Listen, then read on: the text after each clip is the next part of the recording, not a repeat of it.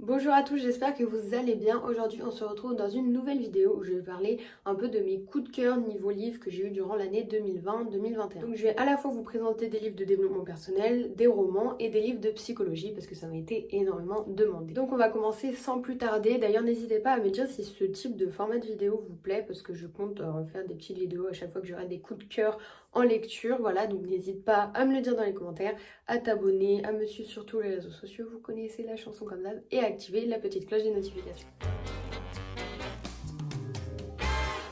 Donc on va commencer avec les romans. Voilà, donc j'en ai lu quelques-uns durant l'année 2020, surtout pendant le confinement. C'est vrai qu'au niveau des romans, je lis vraiment que Musso. Alors je sais qu'il y a plein d'autres auteurs, mais j'ai vraiment un coup de cœur pour du coup cet auteur et toutes les histoires qu'il fait. Genre à chaque fois, je suis en plein dedans, vraiment j'adore. Donc si vous avez d'autres auteurs qui ressemblent un peu dans le style de Musso, n'hésitez pas à me les conseiller en commentaire. Donc on va commencer avec le premier que j'ai lu, donc c'est La jeune fille et la nuit de Guillaume Musso, donc il coûte 8,40 €. D'ailleurs je le précisais, mais tous ces livres je les ai achetés en grande surface, voilà, vous pouvez vraiment les trouver un peu partout, même sur internet. Donc en fait, dans ce roman, l'intrigue principale va tourner autour de Vinca Rockwell qui a 19 ans et qui s'est enfuie un jour avec son prof de philo. Et en fait, on va jamais les revoir et l'histoire commence à tourner autour de ça. Et du coup, on va vivre cette intrigue autour de trois personnages qui sont Fanny, Thomas et Maxime, qui étaient les meilleurs amis de Vinca. En fait, ces trois amis vont se retrouver à la suite d'une réunion d'anciens élèves, et ce qui va se passer, c'est que on va vouloir détruire du coup l'ancien gymnase du lycée pour reconstruire, etc. Et en fait, il y a un petit problème parce que dans ce gymnase, il s'est passé quelque chose des années auparavant et du coup, on suit toute l'histoire là-dedans et il y a plein de rebondissements et j'ai adoré. Genre, à chaque fois, j'essaye de deviner la fin.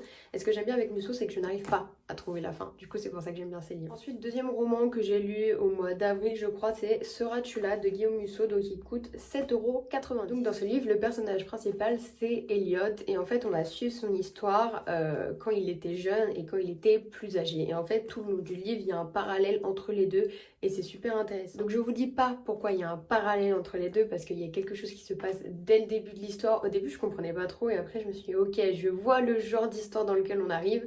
Et du coup, vous allez comprendre si vous le lisez. Et dans ce livre, il y a aussi une histoire d'amour avec Ilena et avec son meilleur ami, j'ai plus le nom. Mais voilà, c'est un peu, on va dire, un trio qui s'occupe de l'histoire, etc.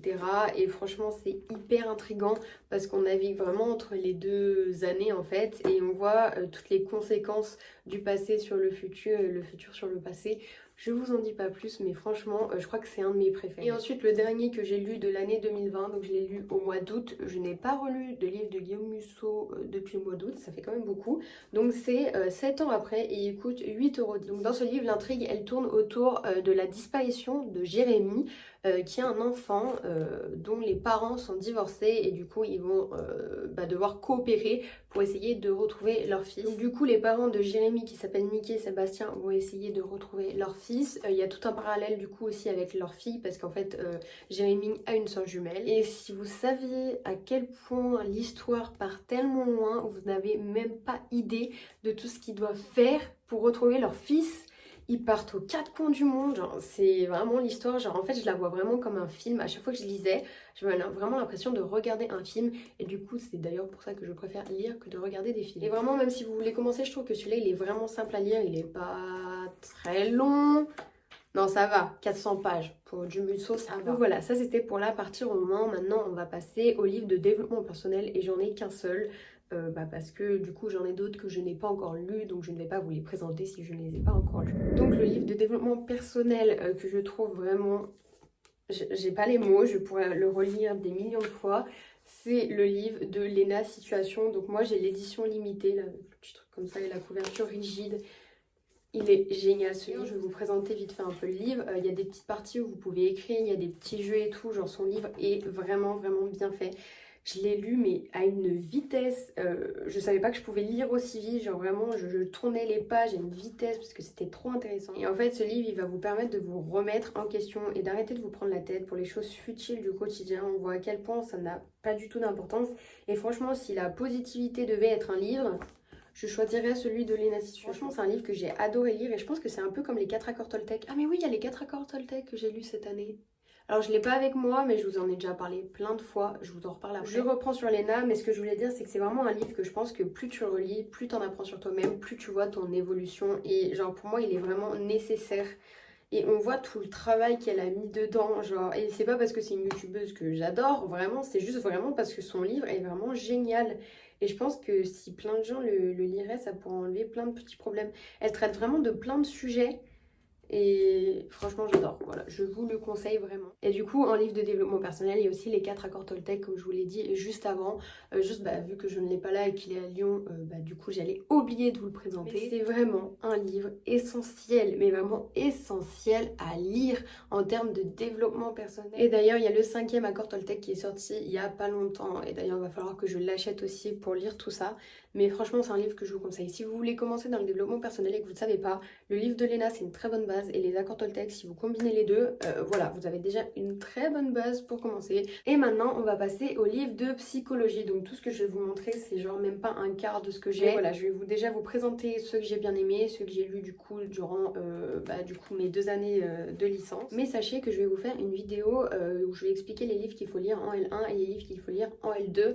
Après, du coup, moi, ça sera vachement côté psychanalytique parce que c'est ce qu'on est dans la fac de Lyon. Et du coup, j'en profite pour faire un petit disclaimer que je fais clairement H24, même si je sais que les gens ne m'écoutent pas et veulent en faire qu'à leur tête, mais je le fais quand même. Sachez que si vous n'êtes pas encore en psychologie, que vous êtes au collège, alors au collège laissez tomber, et si vous êtes du coup au lycée, ne lisez pas des livres de psychologie, ne commencez pas par du Freud, vous allez vous perdre, vous allez rien comprendre et vous allez vous dégoûter de la psychologie. Mais la principale raison pour laquelle je dis qu'il ne faut pas lire de livres de psycho avant d'être entré en psycho, c'est que vous n'avez pas les bases. Donc déjà, tout ce que vous allez lire, vous allez rien comprendre. Donc en fait, vous allez lire, mais pour rien, parce que quand vous allez relire avec les bases que vous allez avoir en psycho, là, vous allez mieux comprendre et ça va faire sens. Alors que là, si vous avez l'impression que ça fait sens, je sais, je suis passée par là, ça ne fera pas sens. Il y a même une fille qui est en master qui m'a dit que oui, ça sert à rien de conseiller des livres avant de rentrer en psycho parce qu'il n'y a aucun intérêt. Et d'autant plus que toutes les facs ont des courants différents. C'est-à-dire que moi, dans ma fac, on lit principalement du Freud, du Winnicott et du Klein.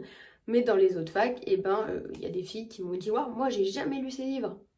Voilà, donc ça peut poser problème. Donc oui, le disclaimer est un peu long, je suis désolée, mais c'est vraiment quelque chose qui est essentiel à dire parce que si on vous le dit pas, vous allez vous jeter dans la gueule du loup, commencer à lire Freud et vous allez rien comprendre. Du coup, premier livre que j'ai lu en L1, donc j'ai pas lu que ça, mais je vais vous présenter ceux que j'ai vraiment aimés. Donc c'est Métapsychologie de Freud, il coûte 8 euros. Donc je vais vous énumérer les chapitres qu'il y a dans ce livre. Donc il y a Pulsion et destin des pulsions, ensuite il y a le refoulement, concept clé en psychologie, en psychanalyse, l'inconscient, encore un concept clé.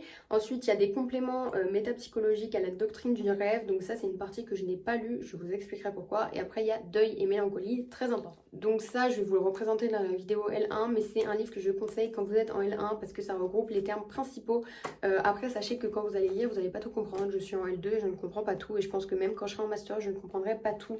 Je pense qu'on est censé être en train d'apprendre en psychologie. Et c'est d'ailleurs ça qui est intéressant dans cette matière. Donc pourquoi je n'ai pas lu les compléments métapsychologique parce que les livres de psycho, vous n'allez pas les lire comme un roman classique. Moi, les livres de psycho, peu importe ce que je lis, je les prends vraiment tous comme des manuels où je vais apprendre des choses. Donc déjà, je surligne, voilà, je surligne tous mes livres, je mets des petites étiquettes, des petits trucs comme ça, là, je sais pas comment ça, des post-it, merci Anne. En fait, je prends des notes et en fait, je vais pas tout lire d'un coup, genre je vais pas enchaîner les pulsions, plus l'inconscient, plus le refoulement, non. Je vais lire à un moment donné l'inconscient, je vais prendre des notes. Je vais lire à un moment donné le refoulement, je vais prendre des notes. Ensuite, deuxième livre que j'ai vraiment lu en entier pour la L1, c'est Sur le rêve de Freud. Il coûte 5,40 €. Et lui, du coup, je l'avais lu parce qu'on faisait un exposé dessus. Donc pareil, j'écris même sur le livre au crayon à papier, je surligne tout ce que je peux surligner. Voilà, je passe ma vie avec mes surligneurs et mes livres de psycho. Et lui, je crois que c'est un des seuls livres de psycho que j'ai lu sans avoir aucune base sur le rêve, parce que du coup, c'était pour un cours en méthodologie, on n'avait aucun cours sur le rêve. Et j'ai compris. Donc je pense que pas mal de personnes peuvent comprendre et je pense que pour des L1, ça peut bien passer. Et vraiment, si vous vous intéressez sur tout ce qui est autour du rêve, je pense que ça peut être vraiment un bon livre pour commencer. Ensuite, j'ai 2 autres livres à vous présenter. Alors ça, c'est des livres que moi j'ai trouvés toute seule en cherchant à la FNAC ou en cherchant sur internet des sujets qui m'intéressaient. Donc c'est pas du tout des livres qu'on m'a conseillé à la fac, genre c'est vraiment moi qui les ai trouvés. Tout d'abord, on commence avec un manuel sur la victimologie de Duno. Et franchement, les livres de Duno, je vais m'en acheter plein. Ils coûtent un peu cher, hein. Celui-là il coûte 27 €. Mais ils sont géniaux, ils sont vraiment bien écrits. Genre en fait ça fait vraiment... C'est des manuels de cours en fait et vous apprenez tout ce qu'on vous dit pas en cours là-dedans. Et vu que j'ai pas de cours de victimologie, bah ça m'a appris plein de choses. N'hésitez pas à acheter des livres comme ça sur des thèmes qui vous intéressent. Je sais qu'il y en a d'autres qui m'intéressent, par exemple des livres sur les TCC, vu que dans ma fac, on n'en parle pas. Ensuite, autre livre que j'ai commencé à lire, c'est Psychopathologie des addictions. Donc il est ultra intéressant, mais du coup, là, en psychopatho, je ne vois absolument pas ça. Donc c'est vrai que ça me perturbe un petit peu parce que du coup, ce que j'ai lu dans ce livre, j'y retrouve absolument pas en cours. Voilà la raison pour laquelle je vous dis que des fois ça sert à rien d'acheter des livres en plus. En tout cas, ça c'est un sujet qui m'intéresse, donc forcément c'est cool. Mais je vais sûrement pas y retrouver en cours, donc c'est assez dommage. Donc ce livre coûte 14 € et dedans, donc on parle du coup de toute la notion d'addictologie.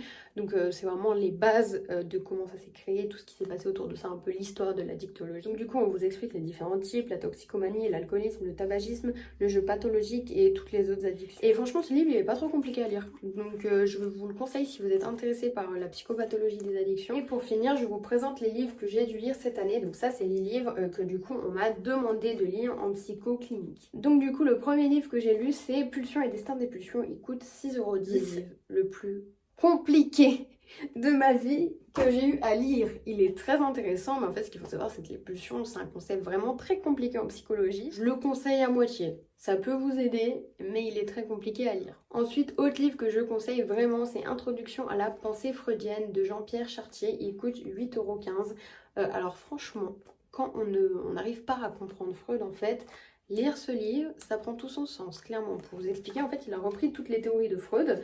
Bon, j'ai encore surligné, bien évidemment, toujours et encore. Et en fait, vous comprenez toutes les théories qui sont compliquées à expliquer de Freud, mais simplement, parce qu'en fait, il a réexpliqué les choses avec des mots plus simples. Donc, je vais vous dire quand même de quoi parle ce livre, parce que du coup, Introduction à la pensée freudienne, c'est assez vaste. Il explique un peu tous ses débuts dans la pratique médicale. Enfin, c'est vraiment très intéressant. On va parler de la naissance de la psychanalyse. Donc là, en fait, il reprend toutes les théories de Freud de façon plus simple. Et en fait, au fur et à mesure des chapitres, il reprend tout ce qu'a fait Freud, mais de manière chronologique. Donc après, le chapitre 3, c'est la genèse de la psychanalyse. Donc par exemple, là, on va parler déjà de l'interprétation des rêves et tout, parce que c'est arrivé un petit peu après. Franchement, lui, je le conseille vraiment pour des L2. Peut-être pas pour des L1, mais pour des L2, je le conseille. Ensuite, avant-dernier livre que j'ai à vous présenter, c'est Jeux et réalité de Winnicott. Donc 8,50 € il coûte, donc ça va, hein, toujours dans les mêmes prix. Donc celui-là, il est super intéressant. Je ne l'ai pas encore lu en entier, mais j'ai lu pas mal de chapitres du coup en psychoclinique parce que du coup il le fallait. D'ailleurs on est tombé là-dessus en psychoclinique et oui sur un texte de Winnicott. Et du coup là ça va essentiellement concerner l'objet transitionnel si vous connaissez Winnicott. Après je sais que dans certaines facs on n'en parle pas du tout, mais tout ce qui est objet transitionnel etc c'est Winnicott. Et enfin, un dernier livre que j'ai à vous conseiller qui est vraiment d'utilité. Genre vraiment, ça résume tout. Encore un Duno. Voilà, quand je vous disais que les livres Duno sont vraiment bien. Donc c'est de Anne Brun qui du coup était ma prof. D'ailleurs, j'ai pas précisé, ce livre coûte 17,90 €. Donc dans ce livre, il va avoir tout ce qui est autour de la sexualité infantile et de la théorie des pulsions de Freud. Elle reprend vraiment tout ce qui est étayage, zone érogène, etc. dans le premier chapitre. Ensuite, dans le deuxième chapitre, donc c'est les étapes du développement de la sexualité chez l'enfant. Donc là, ça va être du coup organisation orale, anale et phallique. Le chapitre 3 est dédié au complexe oedipien et à la période de latence. Donc vraiment, ça c'est une période très importante, enfin deux périodes pardon, très importantes dans le développement de l'enfant. Si vous êtes en L2, parce que ça correspond plutôt au programme de L2, je vous le conseille énormément. Ça reprend vraiment tout ce qu'on a fait en tout cas à Lyon 2. Donc voilà pour mes coups de cœur de l'année 2020, début 2020. Je vais refaire aussi des vidéos sur les livres une fois que j'en aurai lu un petit peu plus. D'ailleurs, si vous avez d'autres livres à me conseiller en psychologie, n'hésitez pas en expliquant de quelle fac vous venez pour que du coup j'étudie différents courants que celui de ma fac. Mais du coup voilà, j'espère que cette vidéo vous a plu et je vous dis à dans 2 semaines dans une nouvelle vidéo.